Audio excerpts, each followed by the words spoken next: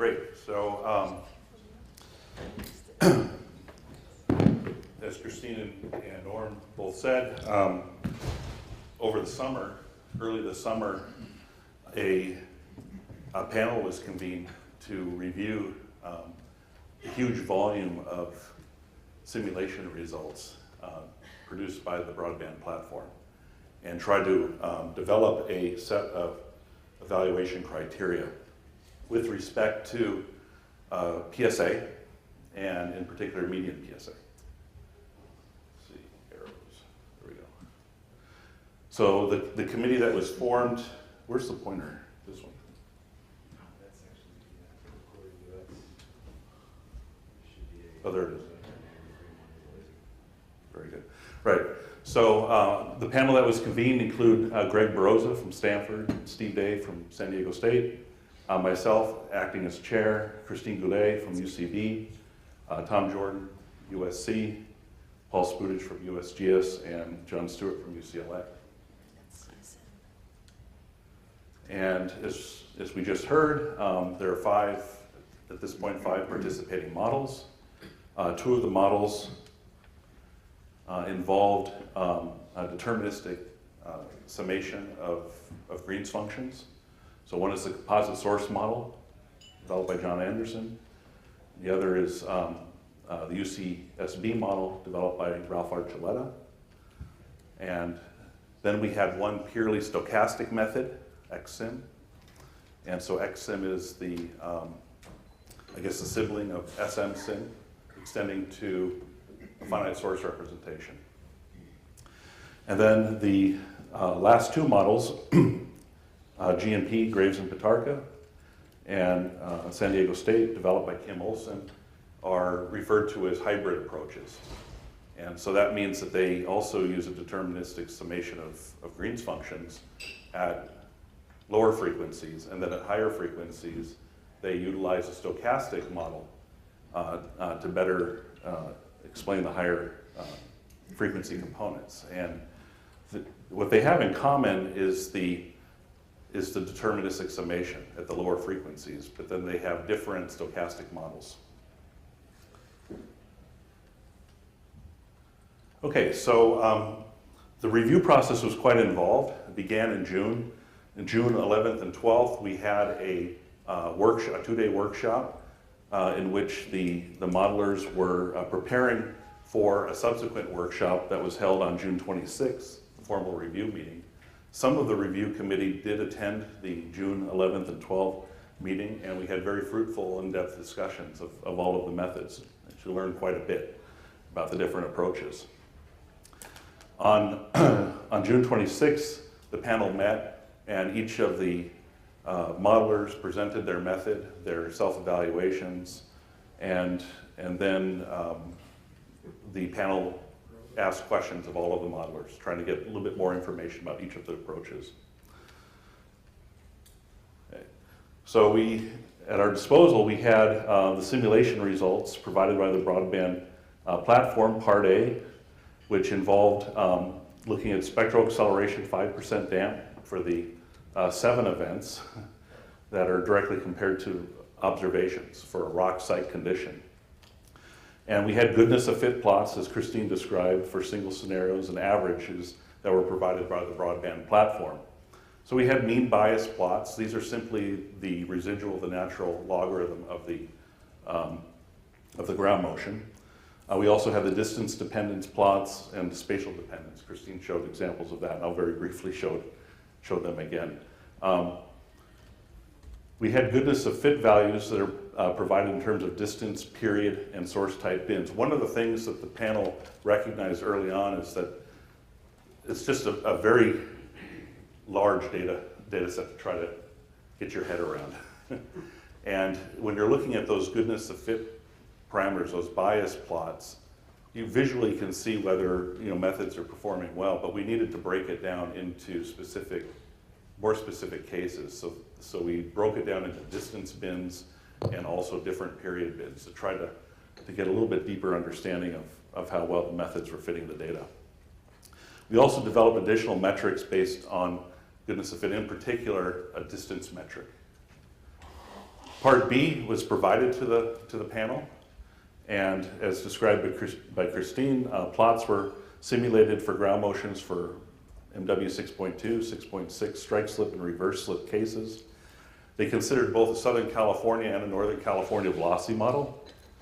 And what was provided to the panel was the acceptance thresholds, as Christine pointed out, is based on the 2008 NG West models, looking at the maximum excursions of all of the models and then applying it uniformly over a period, but also applying a 15% factor to that. So 1.15 of the maximum value, maximum minimum value of all of the GMPEs. So these are the plots that are produced. This is for a single simulation. This is the simulation seed. Distance is less than 85 kilometers. Ground motions were simulated for the north-south component, east-west component. Rope D50 was computed. Red is showing the mean. Yellow is the 90% confidence of the mean. And was that teal? It's different on my screen. I think this projector's on the way out. The standard deviation. And so this is for one simulation. And then we have 50 realizations. And this is an example for the SDSU method. And so what we're looking at is a function of period, 0.01 seconds to 10 seconds period. And what we're looking for are mean values that plot as close to the horizontal line 0, indicating no bias. So you can see that it'd be very difficult to just look at large numbers of these plots and assess directly performance of methods. So we tried to break it down a little bit. We also had, and this is an important point that Christine made, was the bias plots for the GMPEs that were used. And so we developed a measure in which we could normalize the Part A validation values with respect to the GMPEs. And this provides an event term correction. So these are examples of distance plots. This is a linear distance plot. Again, it's increasing distance 0 to, say, about 100 kilometers there. This is the natural logarithm of the ratio of the observed to simulated values. We look for values that are as close as possible to 0. If values are plotting below the line, that's indicating that the simulations are over-predicting the motion. And each one of these panels is for a different period. So that's for 0.01 seconds, and it's hard to see, but that's 1 second there, 3 seconds there. And we also had these map view plots that helped identify directivity effects, but then also it helped identify cases where maybe there's a departure from the assumed one-dimensional velocity structure. At this stage in the broadband platform, all of the methods are using a one-dimensional velocity model. And some of the methods have capability for 3D models, but that's the scope of the effort at this point in time. Okay, so the Part B validation was the essentially the GMPEs, spectral acceleration here is a function of increasing period. And I won't go through all the nitty-gritty details again, but the point is that the black curve is showing the median of 4 NGA West models, 2008 models, and then the maximum excursion from these models, maximum and minimum, multiplied by 1.15 was then applied uniformly to all periods. That's what's shown as the dash curve. And so the acceptance criteria is that the median simulated motion has to lie within those dashed lines.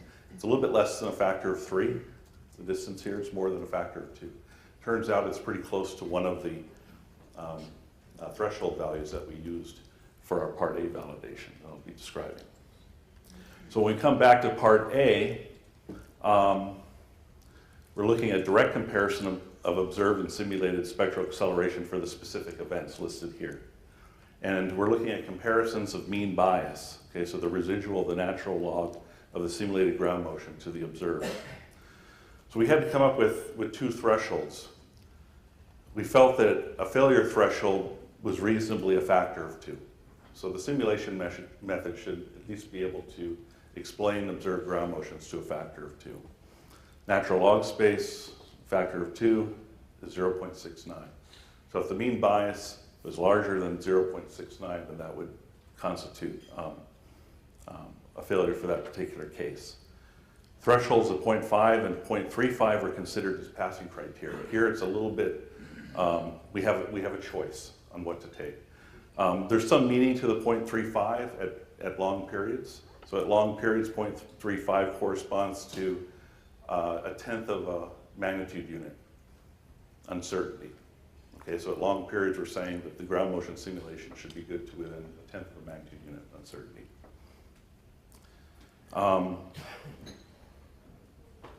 Okay, so we also developed a method looking at distance dependence of the mean bias. And here we distilled the data down into a curve fitting exercise. This was suggested by John Stewart, in which we estimated the slope of the goodness of fit in discrete distance bins. And then we compared that to the 95% confidence of the slope estimate. And that proved to be very helpful. Okay, and then we also did comparison of mean bias and mean absolute bias with the GMPEs. So this is that last one is a sort of grounding, taking into account event terms. So I realized that I fail PowerPoint presentation 101 because I have, not only do I have a table, but it's the most horrendous table you've ever seen. But this is the information that we had, and I'm about to argue that in fact it's not a table at all. The numbers are still on it, but you don't need to worry about the numbers. So the reason why we have this is just demonstrates how much information. I'd probably have 100 slides if I had to pare this down. But basically what this table or figure is showing is in the columns, in these wide columns, we're looking at the mean bias estimate between 0.01 to 1 second, 0.1 to 1 second, 1 to 3, and then more than 3 seconds. And that's for each of the methods. So here's CSM, UCSB, XSIM, GNP, SDSU. This column is actually the GMPEs that were used, and this is SSIM. So we had SSIM available just for reference, but we weren't evaluating that. So those are the columns. And the large rows then, this block here, that represents those observations within the 0 to 5 kilometer distance range. This is 5 to 20 kilometers, 20 to 70 kilometers, and 70 to 200 kilometers. And then in each one of these are the specific events. So you can get down to the event-specific performance. So for example, this is Northridge. Northridge at 0 to 5 kilometers. There's actually no information there. So here's Loma Prieta at 0 to 5 kilometers. Okay? In each one of these, we have the average also for California and the average for all. So splitting out the two Japanese events. So what's important to take from this table is the color coding, and that's what makes it a figure. So the color coding for this particular case is color coding red is indicating natural log value of 0.69. Okay, so that means the ground motions have deviated by more than a factor of 2. The acceptance criteria is 0.5 in this case. So what we find is that the methods perform quite well at relatively high frequencies, short periods, and in the passband, important passband from 0.1 to 1 second period, you start to see a little bit more red coming in at the longer periods. And we'll see maybe some better examples of that when we look at the GMPE comparisons. Okay, so that's one. And here, if we use a more stringent criteria of 0.35 natural log units, again amounting to plus or minus 0.1 moment magnitude units, then we see again that there is, for example, looking at the 0.1 to 1 second column, there are quite a few cases that are performing well within this acceptance criteria. What we see is that we go to 1 to 3 seconds and more than 3 seconds, and there's more of the red cases coming into play. Okay. All right. So the other measure was when we looked at the raw distance data as Christine pointed out, you could see linear trends in some of those observations. And so the idea is that, well, we should at least be able to account for the distance attenuation. And so what we did was for each one of those bins, we can, for each scenario, we can have a bias estimate. Okay, so each one of these symbols is the bias estimate from that previous table in the respective distance bins. So we have 4 distance bins. And then we simply fit a line to those 4 bins and estimate the statistics on that. And in particular, we're looking at the 95% confidence of the slope estimating. So you can see that, for example, this case, the slope is 0. And here, this is a case where there's more of a slope. This is a case where you can see the slope is a little bit larger, outside the 95% confidence. So we made a more reasonable table based on this. And what I have here is the period range from 0.01 to 1 second, and the different period bins and the different methods. And so what we're looking at now is the ratio of the absolute value of the slope to the 95% confidence of that estimate. And so where ratios are less than 1, then the slope is contained within the 95% confidence. So effectively, there's the distance dependence of the simulation is matched. And so for these, we find the GMPEs perform well in this respect, and then 3 methods, XSIM, GNP, perform well. GNP for longer periods is getting a little bit close, but still less than 1. And these 2 methods have different cases where relatively large slopes were observed. Okay, so the next measure was to combine 2 different estimates. One of the things that we recognized was that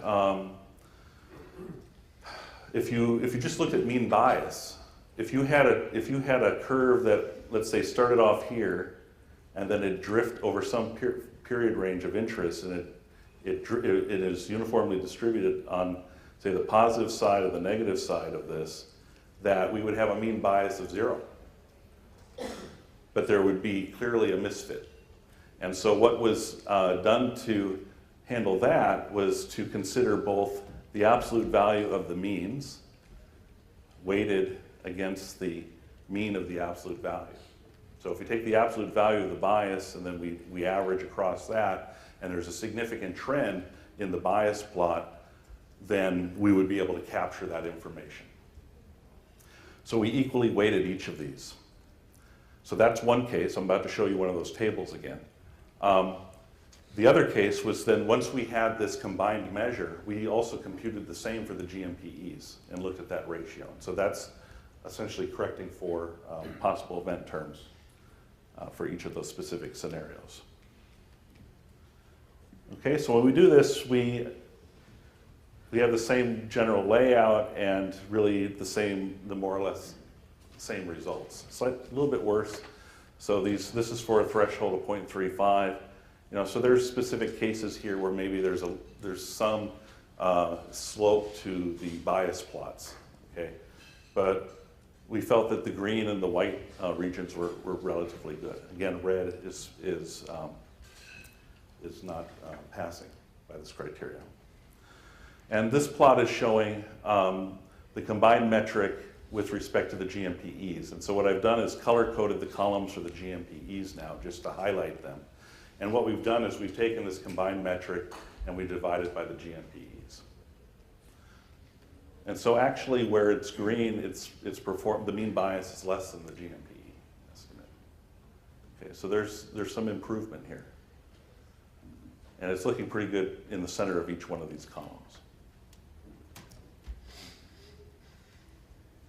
Okay, so that's the Part A validation. Now, going to the Part B validation, what I'd like to show you next are 2 cases for the magnitude 6.2 strike slip case, one using the Southern California velocity model, the Northern California velocity model, and so we can look at those differences.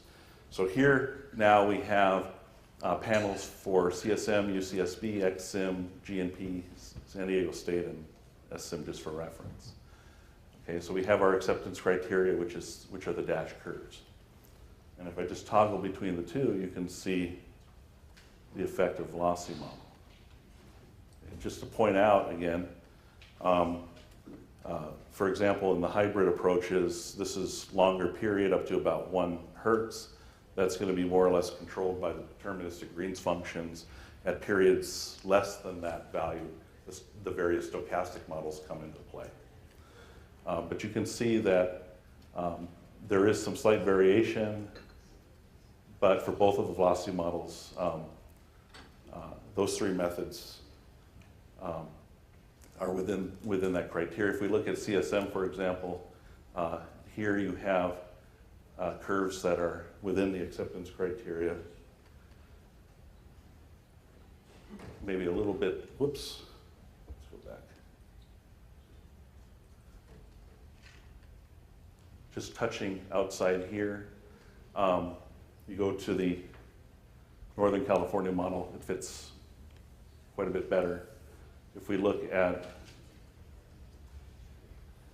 this method, UCSB, that we see some structure in the shape of the GMPE that appears to be velocity model dependent. Okay, so another case I'd like to show is for magnitude 6.2 and 6.6 strike slip case, and then also the magnitude 6.6 reverse case. Okay, so here we go from 6.2 to 6.6. Again, you can kind of get an idea for the stability of the approaches as you're changing magnitude.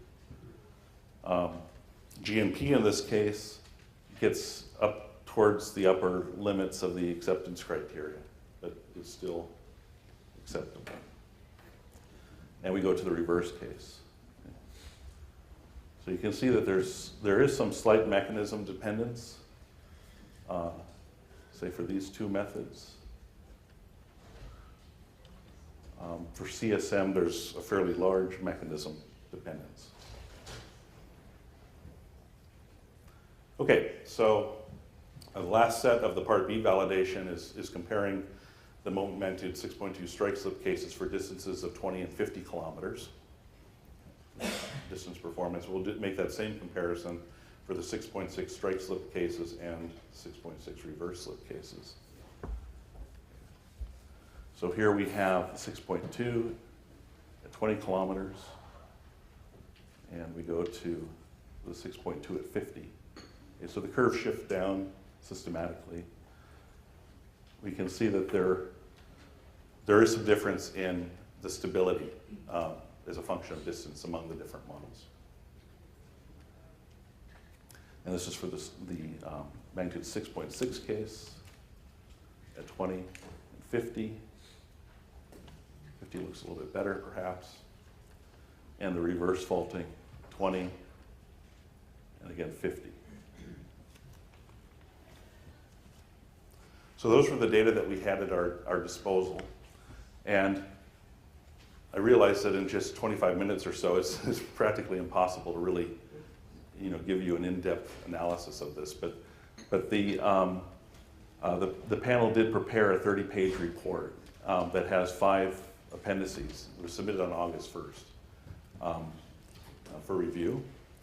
And a general conclusion is that the broadband panel objective of version control and numerical test beds that Christine described is actually a huge success. I would argue that it's a huge success because by having all of the methods brought into the broadband platform with strict version control and third-party operation, and the uniformity in terms of the output products of the broadband platform, that was clearly a success because the output was such that it enabled a review. So a big improvement over the previous efforts.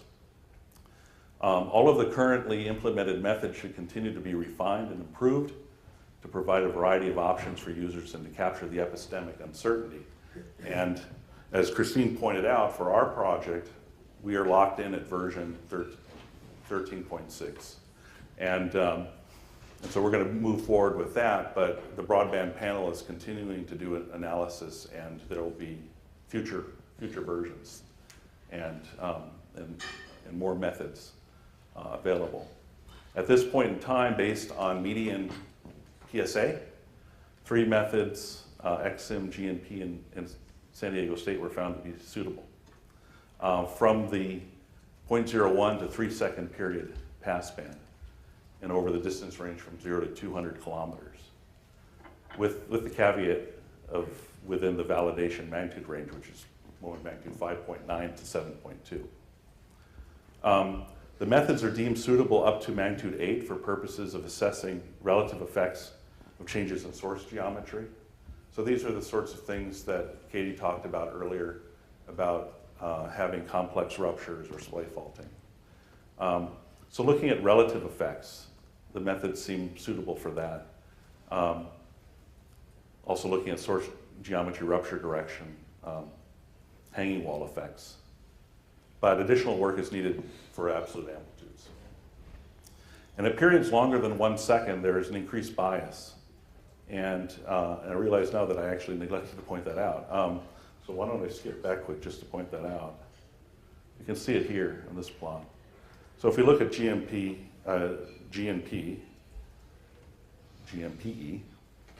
then we go to about 3 seconds period, a little bit longer than 1 second period. You can see that the values are noticeably higher than the GMPEs, and that's consistent for all of the simulations.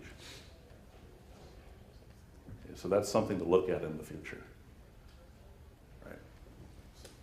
So I'd be happy to take any questions now. What we're going to be doing is segueing into a discussion session with the modelers.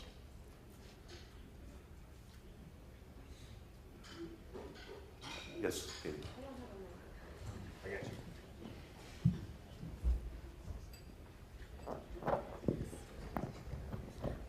So for the bias and the long periods, it looked like there was a difference between the Northern California model and the Southern California model, that perhaps there was a larger bias, maybe for the Northern, if I'm remembering it correctly. At longer periods? Yeah, am I imagining that, or is that real? We did notice a difference, but we're really focusing on that period range where we're looking at. So the argument would be that the Northern California model seemed to do a little bit better with respect to the GMPEs. Now we thought about what might be producing that long period bias, and one possibility is that the one-dimensional models that are used are producing very strong surface waves. And it's possible that once we go to 3D models that will change. The other possibility, of course, is that it's real and it's not something that's being captured because perhaps the limited bandwidth of empirical data. Tom. Tom Heaton, the bias that you saw, was it have a distance dependence? I mean, when you get in close, certainly the models, in a sense, once you say what the slip is, they can't miss the long periods, right? I mean, it's... You're talking about long periods close in. Yes. We see it long periods pretty much across the board. You know, it becomes more dramatic as, you know, so this is an example that can illustrate this. So for example, the North Palm Springs event pretty uniformly is producing a bias. This is for distances from 0 to 5 kilometers at greater than 3 seconds period. Loma Prieta too. But then when you go to larger distances, 5 to 20, 20 to 70, and so on, then we see a lot more red, so the bias is increasing. And so that's what leads to, you know, a hypothesis that perhaps overly strong surface waves might be contributing in the synthetics, in the simulations. Yusuf Buzurg, yeah. Doug, you mentioned other methods can continue, refiner methods. Is it open-ended, or is there any deadline on this? I think that's really a question for Christine. And For Swiss the clock has stopped ticking in June. For the other projects, the broadband actually released June 2013, and they actually released version 13.9 last week. And we're NG East, for example, we keep on, getting modifications. So this is going to go forever.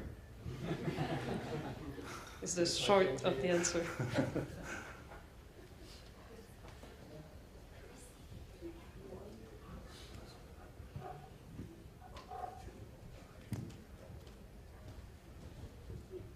Norm?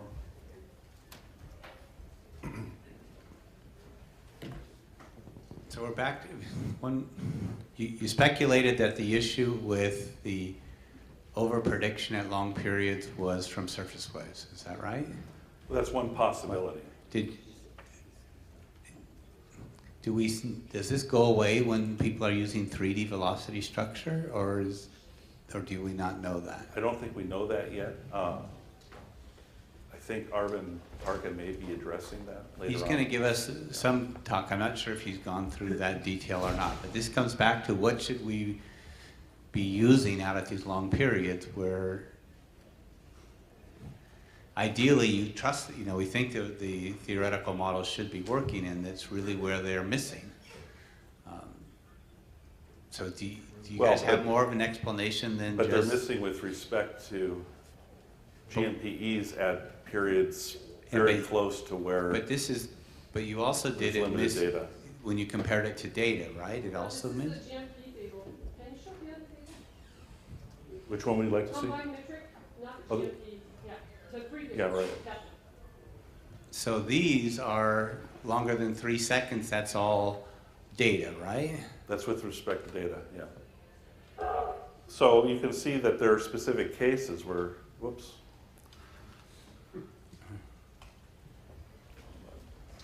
So there are specific cases. So for example, North Palm Springs stands out.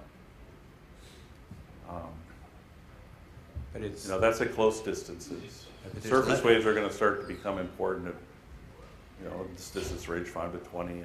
But there's those less periods. green at the right-hand part of your plot than there is in the middle. Right? That's right. But one difference is that the data that is being used was processed, and that the synthetics are just broadband. That's my understanding.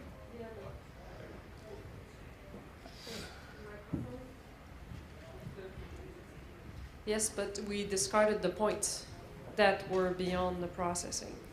So this should be self-consistent, but the thing that gets difficult to judge is the last wide column, is that you might have only 2 points in some cases to define this, this ratio. So it's hard, the uncertainty is there. We divided by the number of cases we weighted, but it's uncertain, but it's true that it's wider, starting at 1 second. So at this point, your panel is recommending the models are usable up to 3 seconds, and you're not giving us a recommendation on what to do beyond 3 seconds. Is that That's right? Yeah. That's what we have. And we're going to have to make a decision beyond 3 seconds as well, right? And part of this, I guess, when we get to the modelers, is asking them themselves,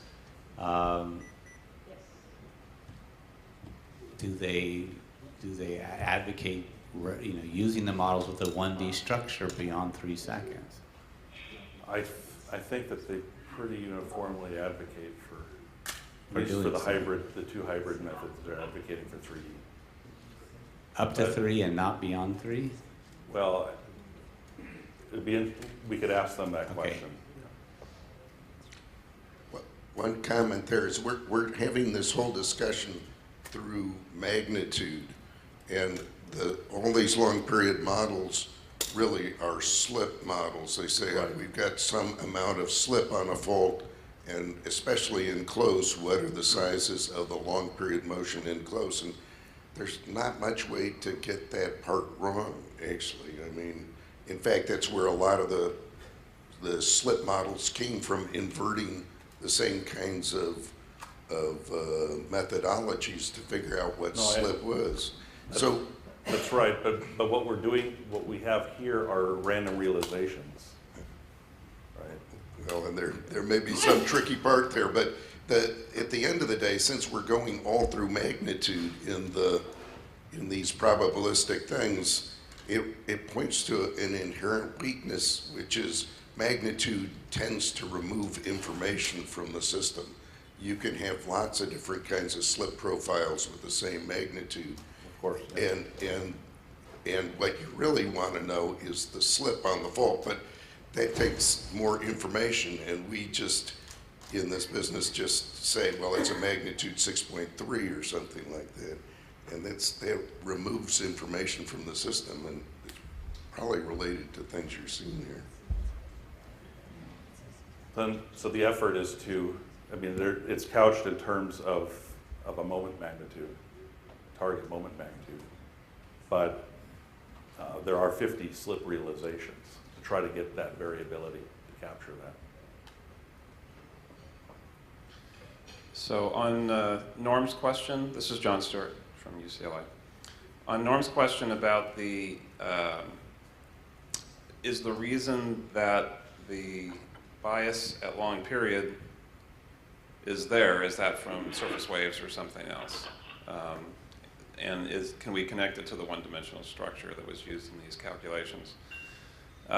We did do some work on the shakeout simulation from a few years ago that ran a 3D, ran it through a 3D velocity model. And we don't have data to compare it to, but if you just look at event terms from the NGA GMPEs of the data generated through that simulation, they do go very high in the same period range where we're seeing it go high in these 1D models. So while this is not definitive, there's no actual data to compare it to and things like that, it seems to me that there's going to a 3D representation is maybe not going to remove the problem. There may be more to it than that based on what we're seeing. Now this was in basically the Graves and Pitarka model, so it's only one method was looked at. So there may be more to it than just 1D actually.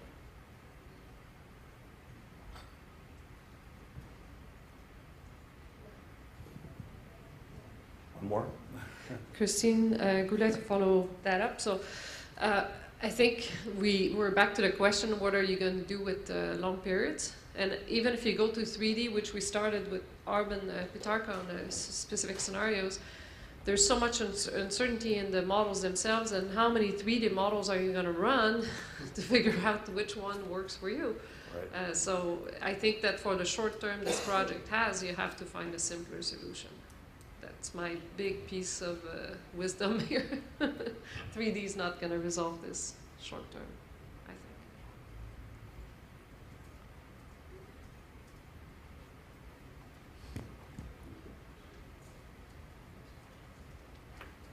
But Christine, John's comments were that 3D, even if you did, it isn't going to help you that much, right? So you may still have this overprediction or this difference. And then it would have to be coming from something from your source or your rupture generator doing that? Well, it could be velocity model too, right? So I suppose if it's too costly to go 3D and not all the methods can accommodate 3D, then what could be done is to try and look at more one-dimensional models and see what sort of variability you get at those longer periods due to velocity structure, a simplified velocity structure.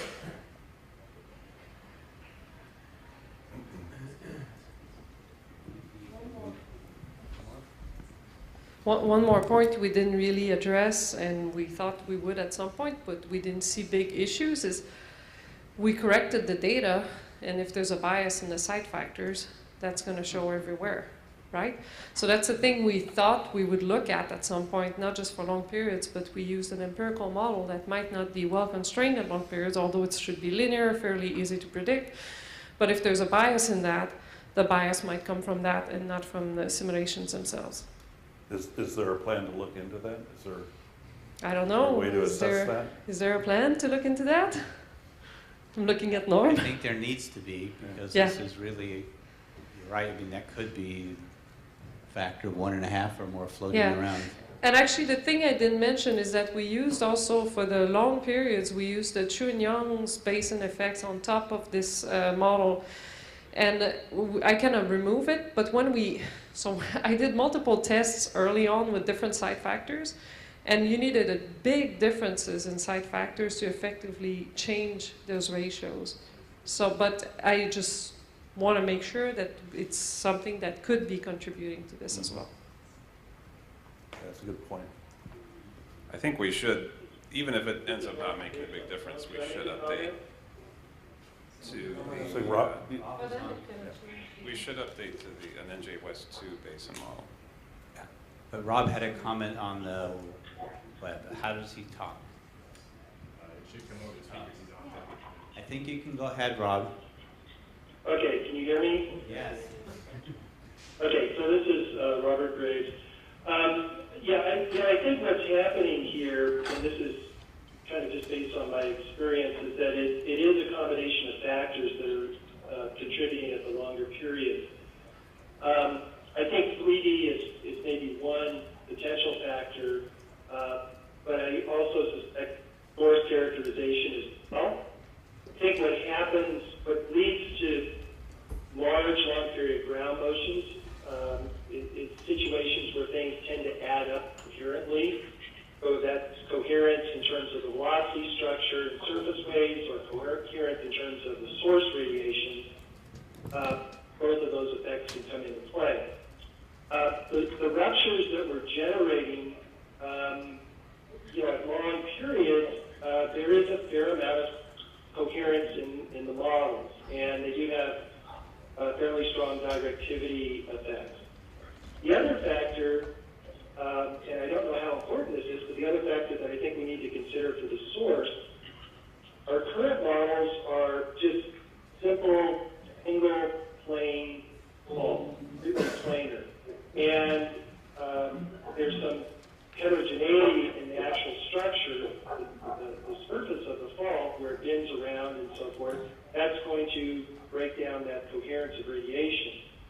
And that possibly could be another factor that could affect long periods, could also affect shorter periods as well. But that's something that the current models do not account for or don't implement that kind of